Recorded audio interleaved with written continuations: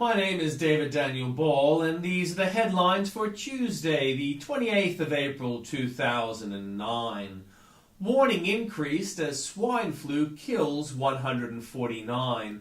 Video of unidentified US soldier berating Iraqi police as a YouTube hit. I have no idea who this person is, Patton, but he seems to be speaking straight from the Obama playbook, hand-washing, no responsibility, and blaming others. He needs a teleprompter. Swan counting on fast economic recovery.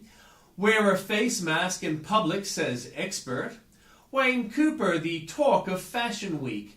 Sydney tops in quality of life in Australia, an unbelievable survey result. Unemployment doubles in Sydney in 12 months. True facts. Sydney school damaged in suspicious fire. Dangerous asbestos in Aboriginal town. Pedophile cultist escapes island jail, and Obama planes photo op triggers New York City panic. And in comments from Piers Akerman, rolling out the red carpet for illegal immigrants, the stream of unlawful boat arrivals has shown the Rudd government's claim to a deterrent factor in its immigration policy is false. Piers, it is appalling how those very media identities who support Rudd seem to manage to insult the average Aussie too. I have lived in Australia since I flew here at age 11 in 1978. Both my parents are Australian-born and have never held any other citizenship. I briefly returned to the US for a coast-to-coast road trip in December 1981 to January 82 when I was in year 9. Yet, when I resigned from my job of 16 and a half years in 2007 and reported to Centrelink with the hopes of exposing workplace corruption, which had resulted in the death of a school child, I was told I wasn't an Australian citizen and that my parents had no record of birth or citizenship. The resultant delay timed me out of industrial relations court. I had no support from my state or federal government, despite my record of having been a contributing taxpayer for my working life and my high school and university achievements. I note that David Hicks had an extensive support network with the money I gave to Amnesty International Australia was diverted to support against my wishes. I am now mere days from being forced to sell my unit because I have been illegally blacklisted from work by the state government. I think Piers has written a brilliant article highlighting the unfair practice which makes the desirable practice of migration to Australia expensive and dangerous. Log Unwhittled by Tim Blair. The Washington Post is busily whittling down the corrections backlog. It's a big job and getting bigger. Yet another correction is due for those frantic Beltway log whittlers, courtesy of media writer Howard Kurtz. I was showing some out-of-town relatives to the Lincoln Memorial on Thanksgiving Day 2003 when I got the call that President Bush had shown up in Baghdad.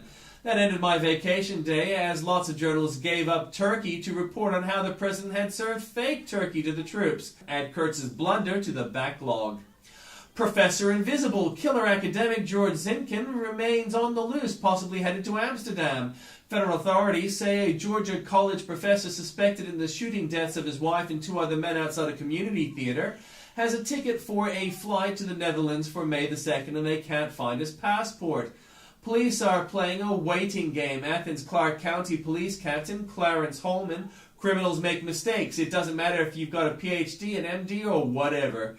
Leading commenters on climate change. Hey, this is a game we can all play, comments Mark L. If Flummery claims to be the leading paleontologist on climate change, a man claims to be the leading politics professor on climate change, and Garkle claims to be the leading has-been politician on climate change, Eyebags being the leading beach fisherman on climate change. What do the rest of you want to be? Excellent question. Leading slightly messed up perpetual adolescent on climate change and leading grumpy old lady retiree on climate change are already taken. Meanwhile, Margot's maid requires an effective title for our foremost reverse forecaster. Not only are Flannery's predictions always wrong, they have an impressive degree of consistency and wrongness. One pronouncement from him just seems to get the gigaliters flowing. So why doesn't Flannery have an effect named in his honor? The Flannery effect is just a bit too drab and non-descriptive, I reckon. What we're looking for is a catchy phrase that will stick in our minds and thus demonstrate to the world that Australia's reverse oracles are up there with the very best. Show's over!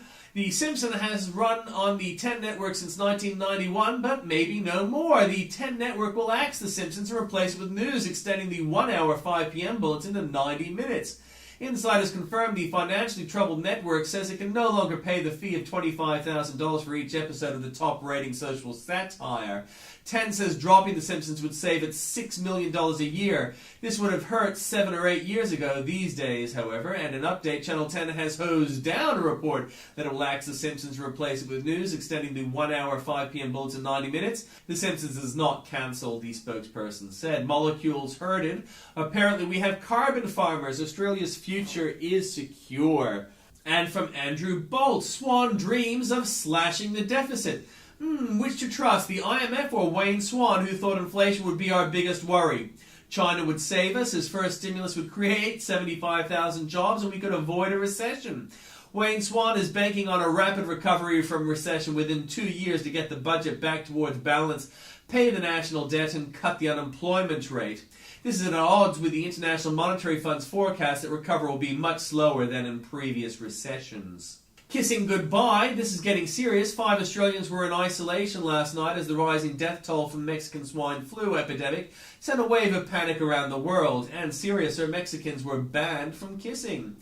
Teleprompter prompted. It could happen to anyone, but if it had happened to Bush, Bush was mocked as the famously inarticulate president, of course, in part because he did not rely so slavishly on a machine that fed him his lines. And an update continuing the series, What If Bush Had Done This? New Yorkers evacuated offices in panic yesterday when an unexpected overflight by one of President Barack Obama's Boeing 747s triggered fears of a new 911. The Federal Aviation Administration called the maneuver a photo op. Accent detected. How does a Queensland accent differ from a conventional retail mall Australian one? Townsville beauty queen Rachel Finch has been advised to lose her Queensland accent before she contests the Miss Universe final later this year. Rudd's class war will hurt. Kevin Rudd is floating a proposal to sock the rich with even higher taxes. Not really to raise the paltry millions he'll get from those few, but to add some Robin Hood spin to the biggest and most irresponsible spend-up and tax grab in our history. No doubt he's also looking for inspiration to his good friend Gordon Brown, who has just raised the top tax rate in Britain to 50%. Sir Andrew Lloyd Webber explains just why the new mood to flay the rich could beggar the poor. The opinion polls have uttered the country loves the new 50% top rate of income tax, soak the rich, smash the bankers, so government spin doctors are in second heaven. But before you lynch me as a rich bastard flying a kite for my own cause, let me beg you to believe that I am not. I believe that this new top rate of tax could be the final nail in the coffin of Britain PLC. 2 years from now, Britain will have the highest tax rate on earned income of any developed country. I write this article because I fear the inevitable exodus of talent that can dig us out of the hole we find ourselves in. It is inevitable given that other countries are bidding for entrepreneurs. I beg readers not to confuse overpaid bankers with the rest of Britain's entrepreneurs. The next few years are going to be horrendous in the UK. The last thing we need is a Somali pirate-style raid on the few wealth creators who still dare to navigate Britain's gale-force waters. Surprising bias not detected. Prepare to be shocked and surprised. The problem is far bigger than the Couch Collective each week on Insiders.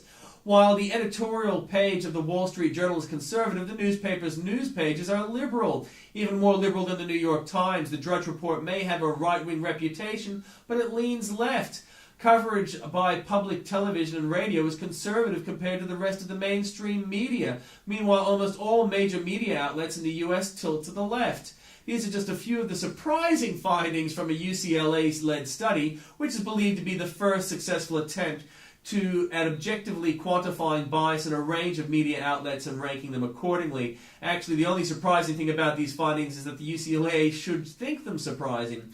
Save the planet, buy my insurance. Save the planet, destroy the ozone layer. Stephen Milloy, Al Gore, lies to Congress. The irony is that during Gore's exchange with Representative Scalise, he accused the fossil fuel industry of lying to Scalise and the American people for 14 years about the science of global warming. As it turns out, the part of the fossil fuel industry that lied to Representative Scalise and the American people was none other than Terra Alliance investor Al Gore himself.